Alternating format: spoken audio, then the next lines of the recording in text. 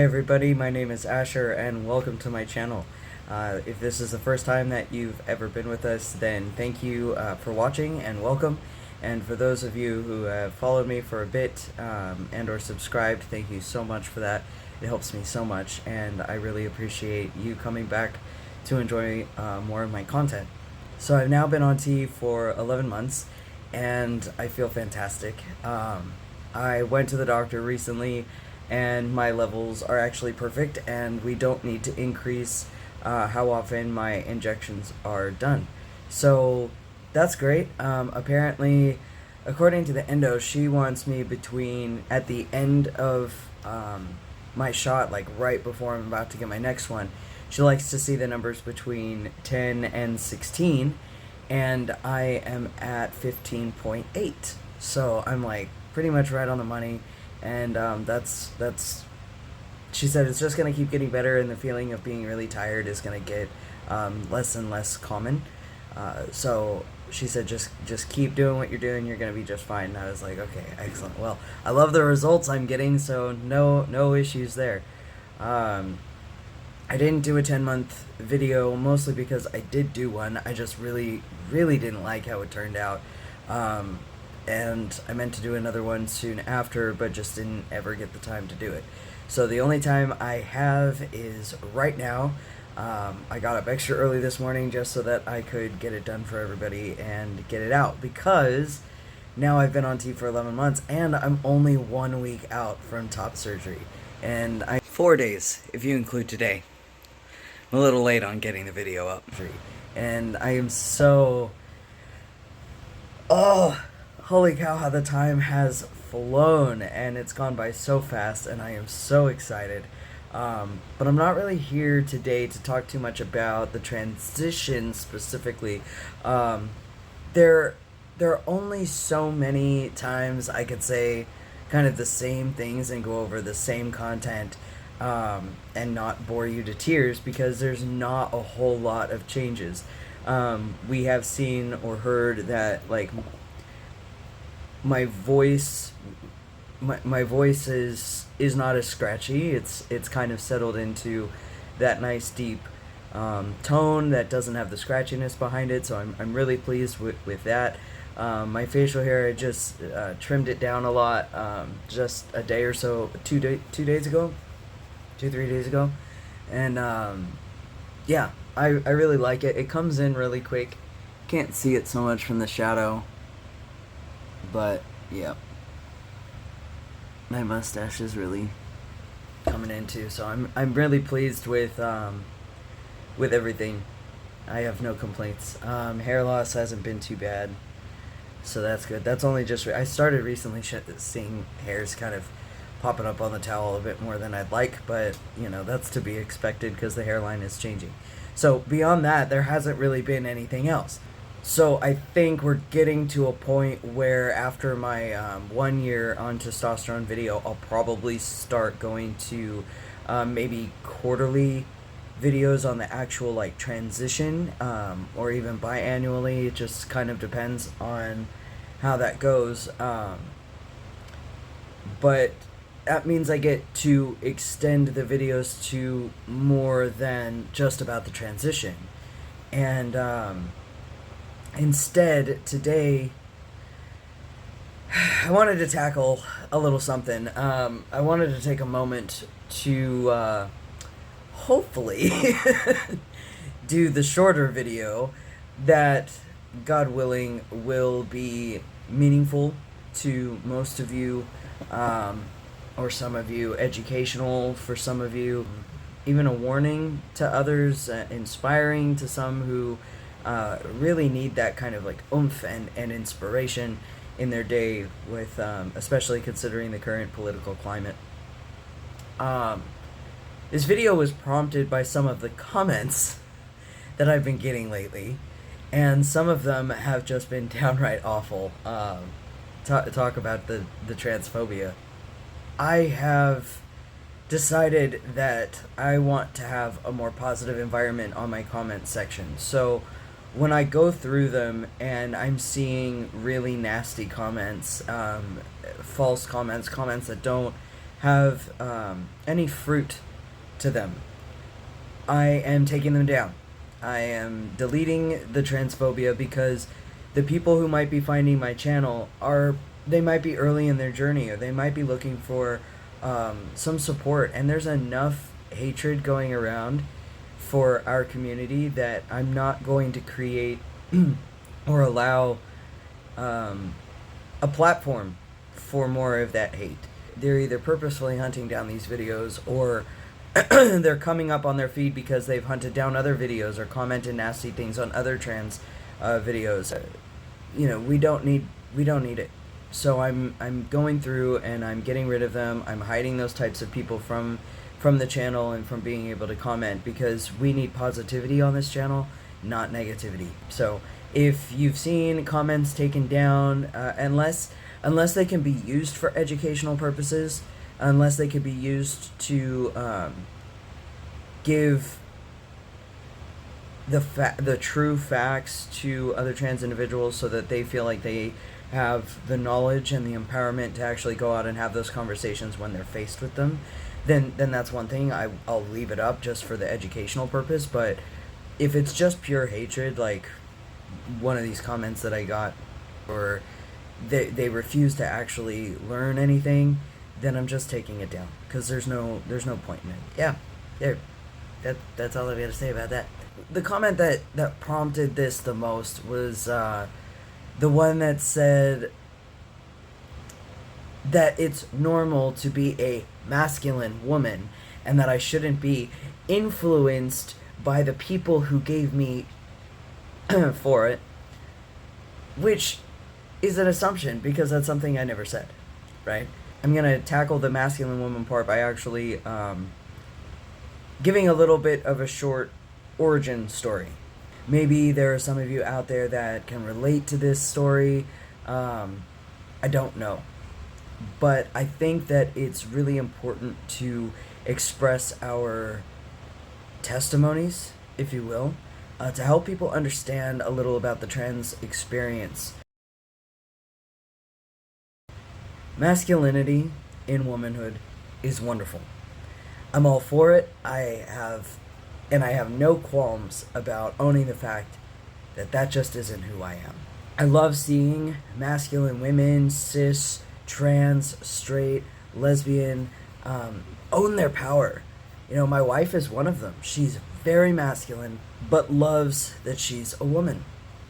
It's simply not my story. Although, at one point, I hid under that label in order to cope. And let me explain that. So, when I was younger, being gay or lesbian, even bisexual, was not a great thing. There was tolerance and awareness of the culture growing, but it still held a strong stigma. Now, keep in mind, this was 21 plus years ago, and a lot has changed since then. Now gay marriage is accepted. Don't ask, don't tell in the military has been eliminated. And I know that right now we're dealing with, like Idaho trying to overturn the decision that led to federal gay marriage. So I don't know what's going on with that.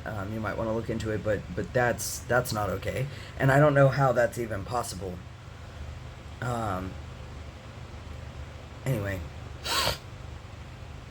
that's beside the point. We're just gonna leave that one alone for now, because I don't have enough information about it. But back then, there was no language for what I was experiencing as a kid. The only thing we really had language for in my world was being a lesbian. At the time, to me, being a lesbian meant two things. Okay? One, you were a girl who liked girls. And two, it was suddenly socially acceptable, almost expected, to be masculine and boyish. Well, since I liked girls and I was very much a tomboy, I thought that's what I was, a lesbian. And I will tell you, I reveled in my masculinity because I finally felt like I was allowed to be what I was, a masculine person. Um, my masculinity goes back way, way back to early childhood. I had wanted to cut my hair short for as long as I could remember. Like, I don't know if you guys remember Jonathan Taylor Thomas and the haircuts. The haircuts back then, they were like this long and they went down and back. Go look it up because it was totally like the haircut I wanted. And my mother, sorry mom, I love you, but you wouldn't let me cut my hair. And I was so upset about it.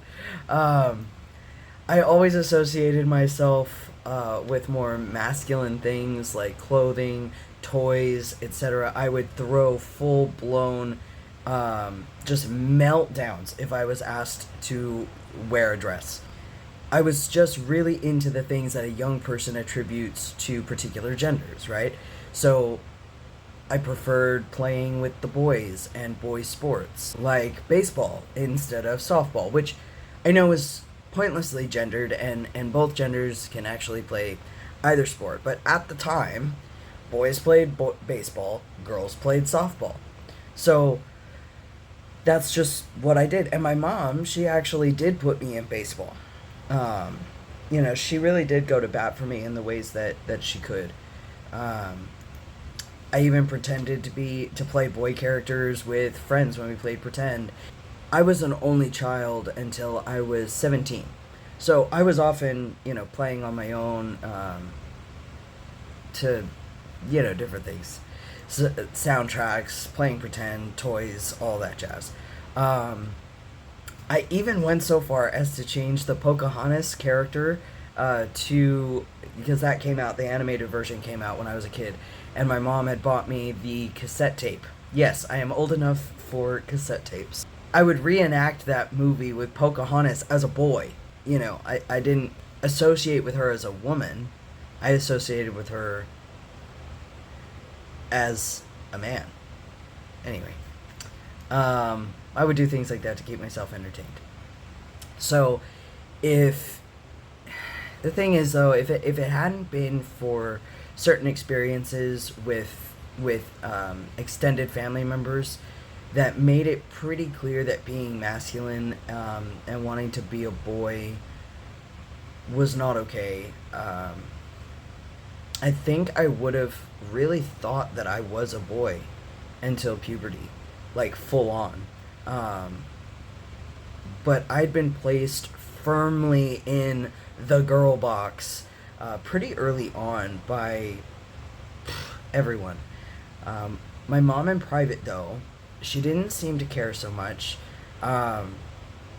And she tried to support my need for individualism most of the time. I know that there were times that she even defended my masculinity to others when they would poke fun or ask questions. And she would just say, just a tomboy, no big deal.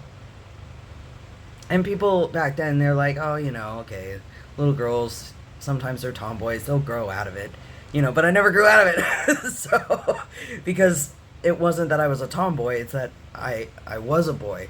And I just had no way of understanding that or expressing that in a way that we understand it now. So I did my best to try to fit into the girl box as often as I could stomach throughout my life. But lesbianism gave me an out, or so I thought. I was around 17, I think, when I was first asked why I can't be one of those feminine lesbians. Because I came out when I was 15. Why do I need to be so masculine? It hurt at the time. It felt like a direct attack for me. But upon reflection, I don't actually consider it a bad question. A bit insensitive, maybe, yeah. But back then we didn't know any better. And if anything, it helped me really evaluate why did I feel like being a masculine lesbian was my path. Was it just that I liked sticking it to gender norms? Maybe a little, but I wasn't fully aware of it in that way. Was it because of lesbian identity development? This need to fully embrace my new identity and go hyper gay, as some call it. and that was possible. Um, was it just a more comfortable way of being in general? And to that, it was an absolute yes. And we now know that sexuality and gender identity are two very different things. I'd always associated myself with being male, like I mentioned earlier, right? But it wasn't until years later when I lived in Washington State and I found the glory of letting my maleness kind of come out, and it was on stage as a drag king. And then it started to make a little bit of sense. That's when the egg first kind of started to crack, as they call it. It wasn't until I met my first openly transgender friend that I even knew it was a thing. I knew it was a possibility. By then, though, the emotional damage of different experiences had already occurred, and it had already taken its toll, and I had no sense of self-worth, no sense of self-esteem or confidence. The only time I actually had confidence was when I was out on stage and presenting as the gender and the person that I really felt I was inside. But that was slowly looked down upon as well by people in my life. My outlook on life was disintegrating, and the influences in my life at the time, they kept saying I couldn't possibly be, trans or a man. I wasn't trans enough. I wasn't masculine enough. And these are concepts in the trans community that have slowly been getting removed and eliminated and looked down upon, because only you know your own experience, and it shouldn't have to live up to somebody's standard for you to know yourself. But at the time, again, it was very stigmatized. Some people in my life, they gave me ultimatums about potentially being a man, and they're lesbian and they don't date men.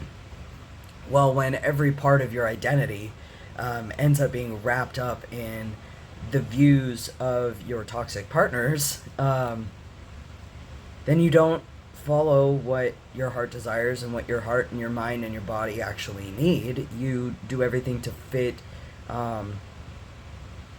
into what they expect of you.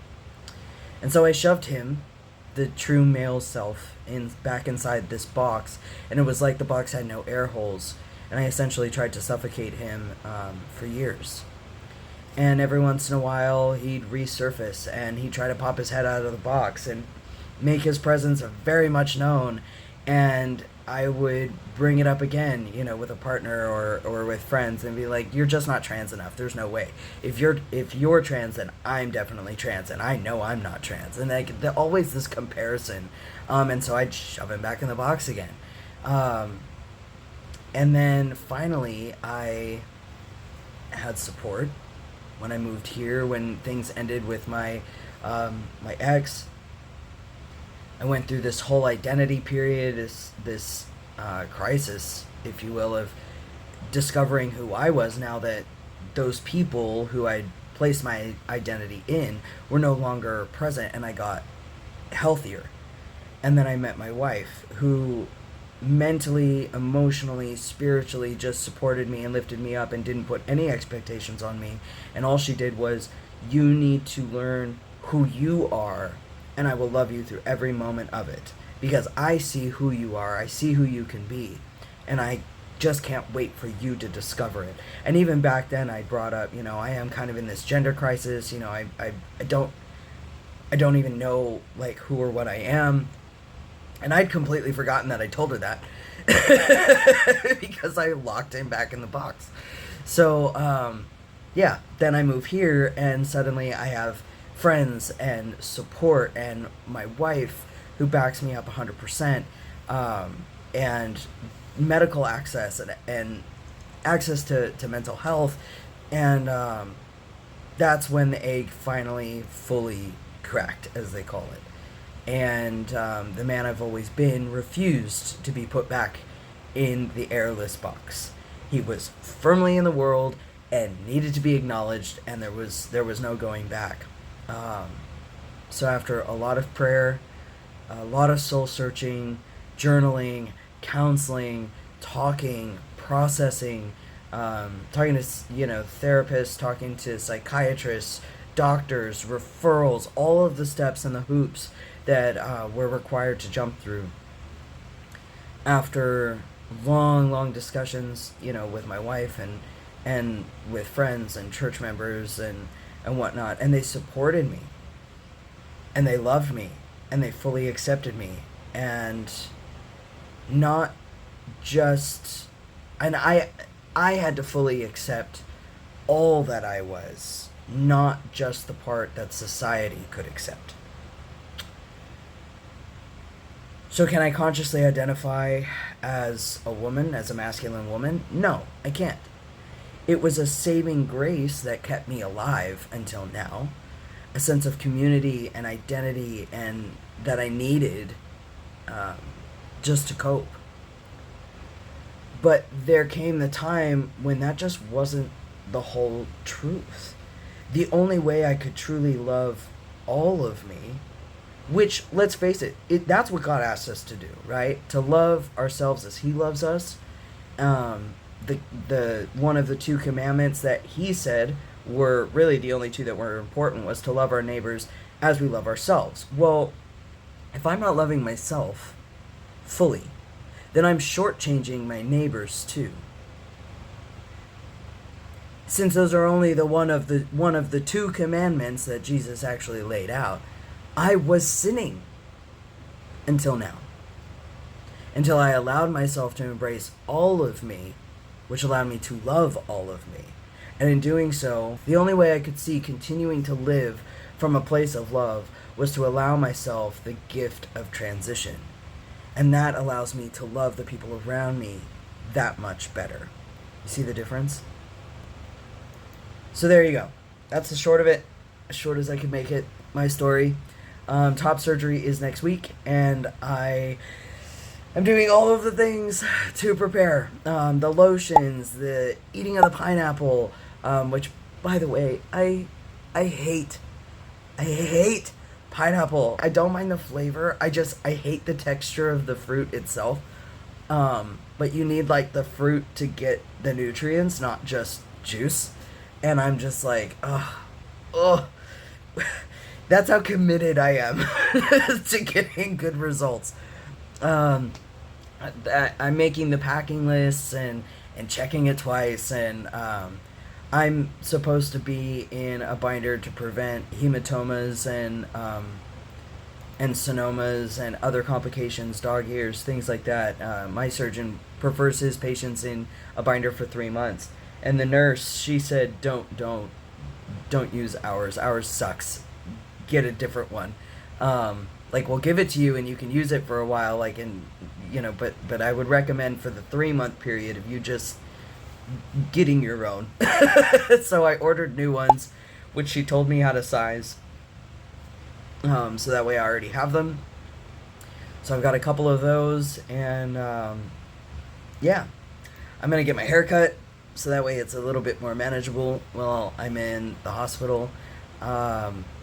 And I'll probably do that today, maybe. I have my, how do they say it here in Australia? Anesthetist?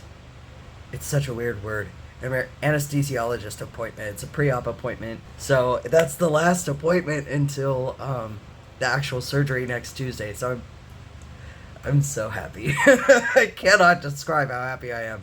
I'm just doing everything I can to get ready for one of the biggest moments in my life, and I'm thinking of doing a vlog of the process, so look for that in the coming weeks. I'm not going to really have anything else to do, so I might as well edit while I'm waiting around.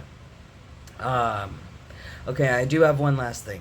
Please remember, my trans brothers and sisters and non-binary siblings, you are seen, you are real, you are beautiful, and one day, all of this hate and ignorance and lack of access to medical care, etc., will all be a very distant memory of a temporary nightmare.